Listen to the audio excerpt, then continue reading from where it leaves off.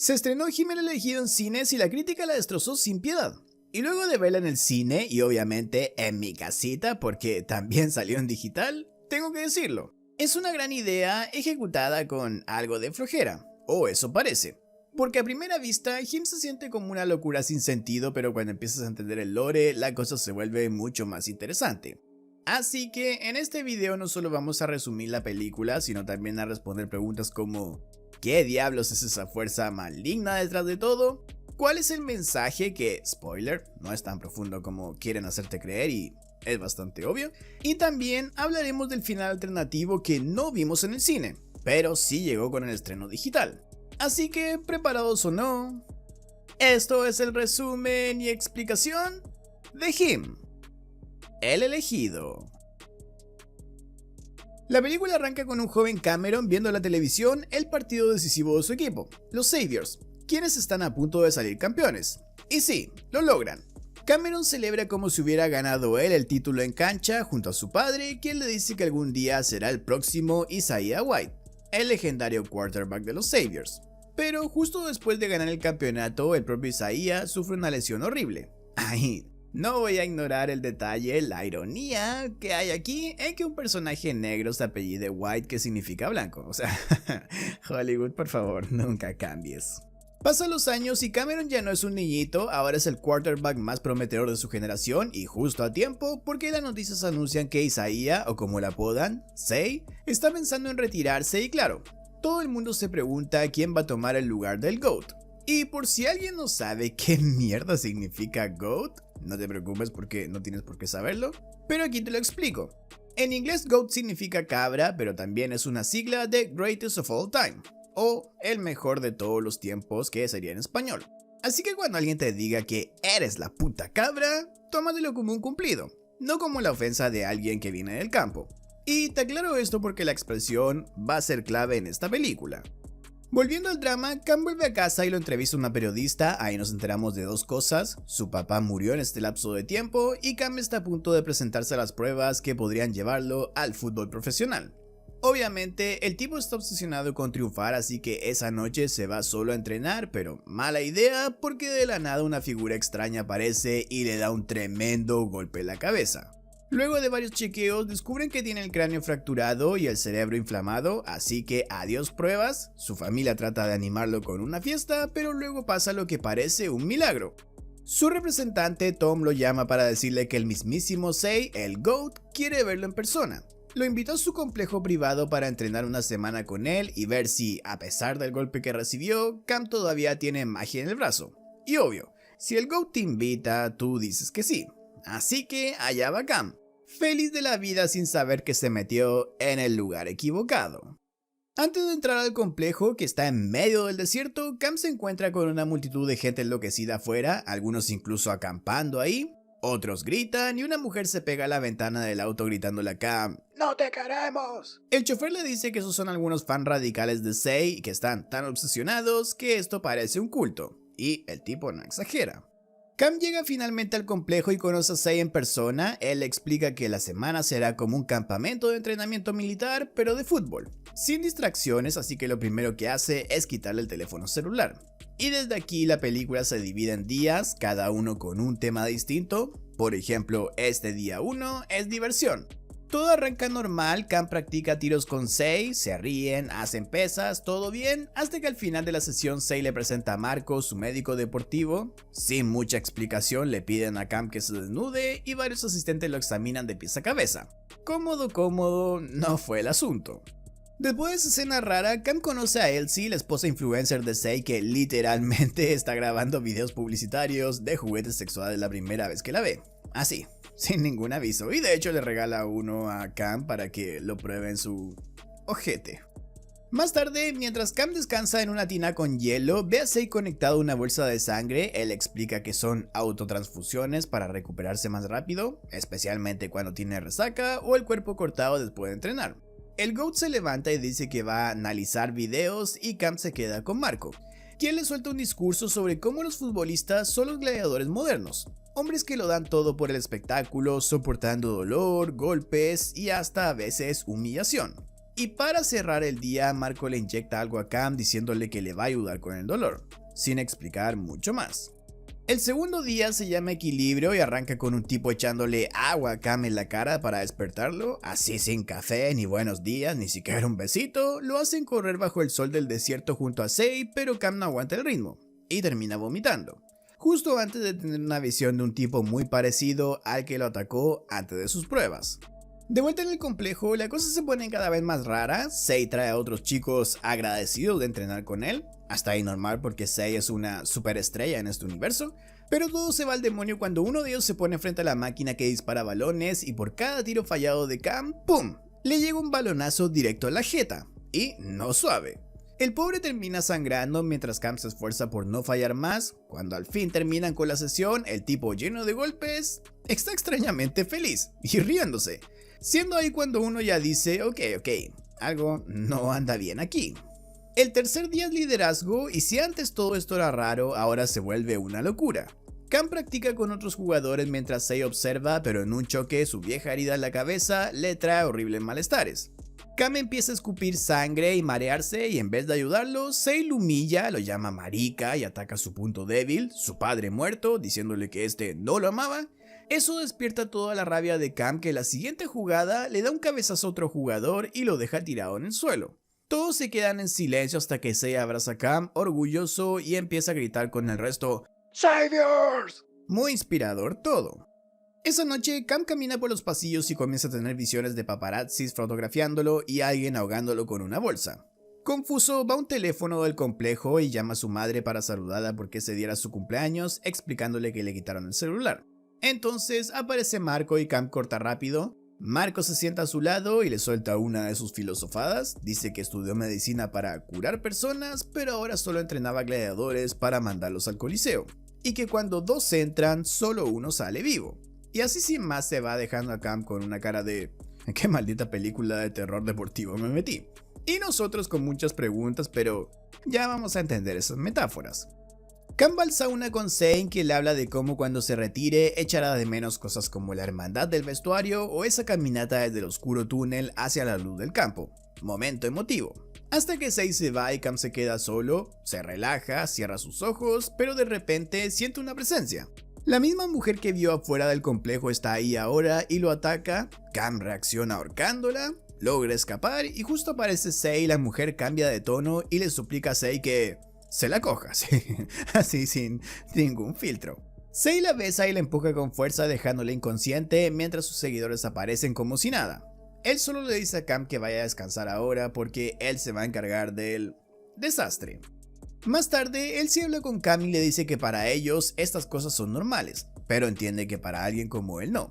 Le pide que no se asuste y que se una a una celebración de esa noche. Cam va, bebe un poco de más y despierta al día siguiente con una resaca y se enfrenta a él preguntándole si se acostó con Elsie. Y para empeorarlo todo, trae un arma en la mano. Cam niega todo, explica que tiene novia desde la secundaria, pero Sei se ríe y le dice que si quiere ser el líder de los Saviors, tiene que dejar de ser tan sensible y desarrollar lo que él llama un instinto asesino, que no le debe importar herir a otros, incluyendo a su noviecita de secundaria. El lindo consejo del día, ¿no? El nuevo día es resiliencia y arranca, como no, con más armas. Se lleva a Cam a disparar a blancos en el exterior. Cam menciona a la mujer que lo atacó la noche anterior en el sauna, pero Sei lo mira confundido y pregunta ¿qué mujer? Sus asistentes colocan un nuevo muñeco, o eso parece porque está todo cubierto. Sei le entrega un arma a Cam y le dice que si acierta le dará lo que él quiera, pero si falla le va a quitar su juventud. Cam se ríe, niega y dice que mejor si él falla lo dejará a él seguir siendo el quarterback del equipo. Entonces el chico dispara y acierta. El día 5 es visión. Sei y Elsie llevan a Cam a una sesión de fotos, supuestamente parte del entrenamiento para ser la cara de la franquicia, y mientras vemos la sesión escuchamos a Sei contarle a Cam la historia de una tribu que enviaba a sus niños a la selva a sobrevivir comiendo raíces y bebiendo sangre del guerrero más fuerte de la tribu. La lógica que tenían es que a través de la sangre el espíritu pasaba a los niños, así que el que sobrevivía y volvía de la selva lo hacía hecho un rey. Una historia perturbadora, llena de abuso a menores y que, como descubriremos después, no la contó por casualidad. Se hace un paralelismo entre esa historia y el fútbol moderno. Dice que ahora los niños no son enviados a la selva, sino reclutados por los equipos, y los reyes ya no los observan desde los tronos, sino que son los dueños quienes los miran desde sus palcos. Cam es entrevistado en una de las sesiones y habla de su padre. Cuenta que desde niño su rutina era comer, entrenar y dormir, y luego repetir al día siguiente lo mismo, pero también revela que una de las últimas conversaciones que tuvo con él fue para decirle que no quería jugar fútbol, que solo quería ser un niño normal, y eso decepciona a su padre. Pocos meses después su padre murió y desde entonces Cam se entregó al entrenamiento porque el campo de fútbol era el único lugar donde podía olvidarlo todo. Como si seguir jugando le permitiera vivir en una realidad paralela donde nunca renunció y su padre nunca murió. Esa fue su forma de sobrevivir al duelo y sí, no voy a dejar de mencionar la obvia referencia a la última escena en esa toma de Cam sentado en la mesa con los demás durante la sesión. Un detalle que parece decir, esto no es solo entrenamiento, es un ritual. Cam está haciendo pesas cuando Elsie se le acerca, aún con la historia de su padre en la cabeza bien fresca. Ella le pide sinceridad y le dice, no deberías matarte en esto solo porque es lo que tu padre hubiera querido. Tienes que hacerlo porque realmente lo deseas. Cam responde que así es, que el fútbol es lo que más ama en su vida. Elsie sonríe como si esa fuese la respuesta que estaba buscando y quería oír, y le dice que eso se debe celebrar, invitándolo a una fiesta. Cam intenta rechazarla diciendo que prefiere seguir entrenando, pero Elsie no acepta un no por respuesta. Se acerca y le susurra que escuchó rumores de que los Saviors quieren hacerle una oferta, pero aún no están del todo convencidos. Quieren conocerlo mejor personalmente, saber cómo es su personalidad y si se adaptará a la cultura del equipo. Y así, por arte de la manipulación, Cam cambia de opinión, se ajusta la ropa y parte con Elsie a la fiesta. Por fuera, el lugar de la fiesta no dice nada, ningún cartel, ninguna luz llamativa. Elsie explica que a cierto nivel de dinero y poder a la gente le comienza a gustar el anonimato, y también que nadie se entere de sus rituales de gente rica, y de todas las cosas raras que hacen. Qué frase tan curiosa para decir en este momento, ¿no? Dentro del lugar, Cam se encuentra con Marco, quien lo saluda, pero le susurra una sola palabra: corre. Cam no entiende hasta que ve a Tom, su agente, abrazándolo como si hubiera pasado una vida sin verlo. Tom lo presenta al dueño de los Saviors y a otros tipos con rostro de $1 billón. Tom le pregunta a su representado, ¿estás listo para dar el siguiente paso? Todos brindan con unas copas y desde ahí todo se distorsiona. Cam ve todo confuso, como si lo hubieran drogado. Una mujer le coloca una cadena que luce carísima, varias bailarinas empiezan a rodearlo y de pronto, flashes, vemos a Elsie apuñalando a alguien, Cam vomitando lo que parecen ser diamantes, y en una sala aparte levanta una cabeza con cuernos y debajo de ella estaba la cabeza de Marco, como si hubiese sido decapitado. Y así, sin respiro ni lógica, llega el día 6, sacrificio. Cam despierta de su fiesta en una camilla con hielo, recibiendo una transfusión de sangre de Sei. Él se arranca las agujas e intenta bajar, pero su cuerpo está casi paralizado. Apenas logra arrastrarse y ve una jeringa sobre una mesa con una palabra escrita: corre, la misma que le dijo Marco. Sin pensarlo, él se la inyecta y esa sustancia le devuelve la fuerza para ponerse de pie. Cam avanza por el complejo y llega a una sala donde encuentra a Sei recostado mirando una pantalla en el techo que muestra a los fans de los Saviors animando con todas sus fuerzas. Cam intenta golpearlo, pero Sei se defiende y le responde con un golpe. La puerta se cierra de golpe y entonces Sei decide contarle la verdad, y esto, debo decírtelo, es una fumada completa. ¿Recuerdas la historia de los niños que bebían la sangre del guerrero más fuerte y se iban a la selva y volvían como reyes y todo eso? Bueno, aquí pasa esencialmente lo mismo. Sei revela que hay una línea de elegidos cuya sangre se va traspasando de generación en generación, dándole al nuevo sus poderes, talento y suerte. Esa sangre es la que corre por sus venas y ahora es el turno de Cam. Pero hay un detalle, solo uno puede quedar. Como dijo Marco, 2 gladiadores entran al coliseo, solo uno sale vivo. Así que Cam y Sei terminan en una pelea tan absurdamente intensa como heterosexual. 2 hombres sin camisa, medio sudados, revolcándose como si pelearan por el último batido proteico en la tierra. Finalmente, Cam agarra un casco de fútbol y lo estrella contra Sei, rematándolo a golpes hasta dejarlo tendido. Una luz se enciende en el fondo de un pasillo y Cam camina hacia ella.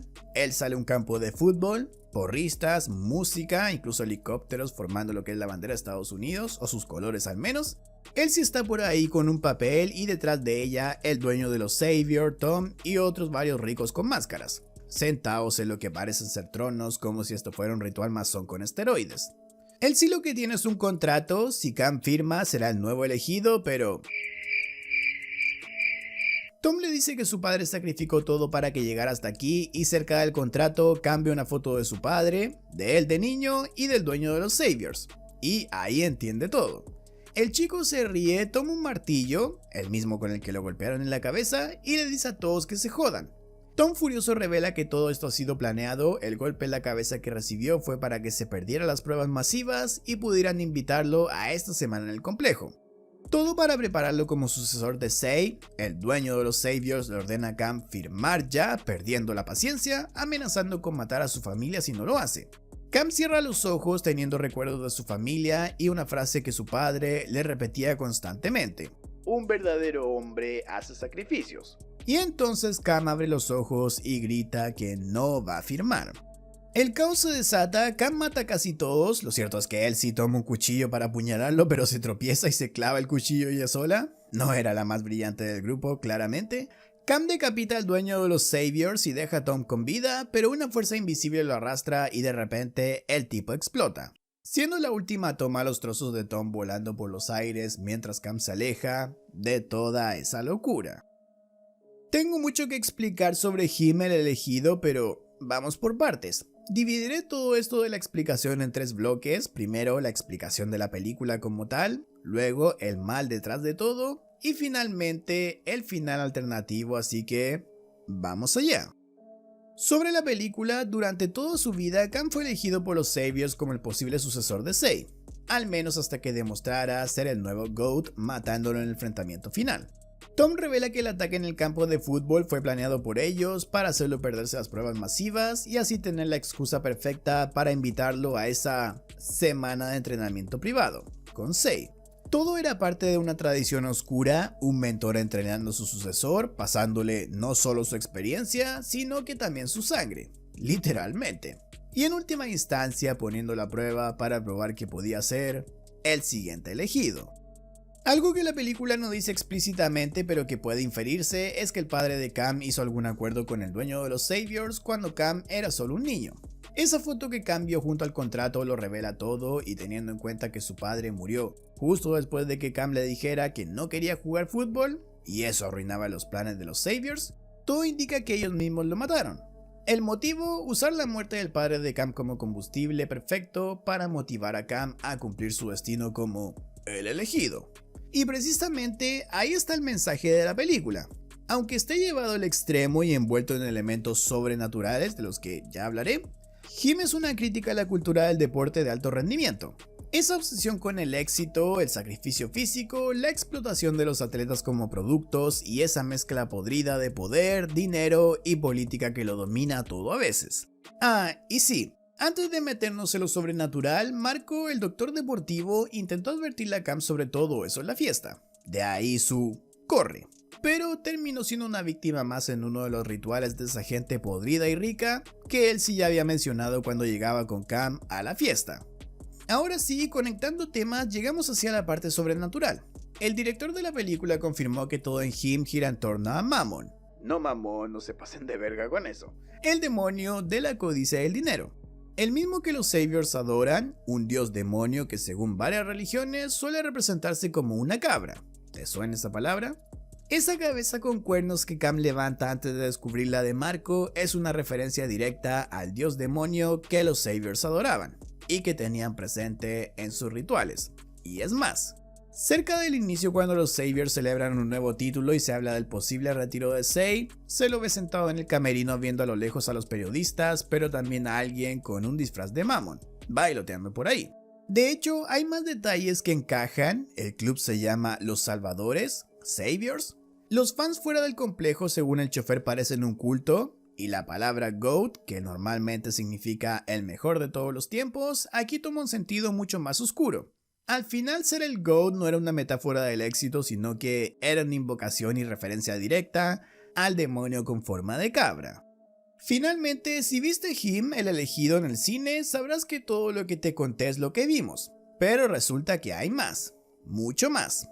Con su estreno en digital se liberaron un montón de escenas eliminadas e incluso un final alternativo. Más de 40 minutos extra. Pero yo quiero enfocarme en dos detalles claves. El primero, si notaste el detalle, siempre se habla de la semana de Cam entrenando con Sei.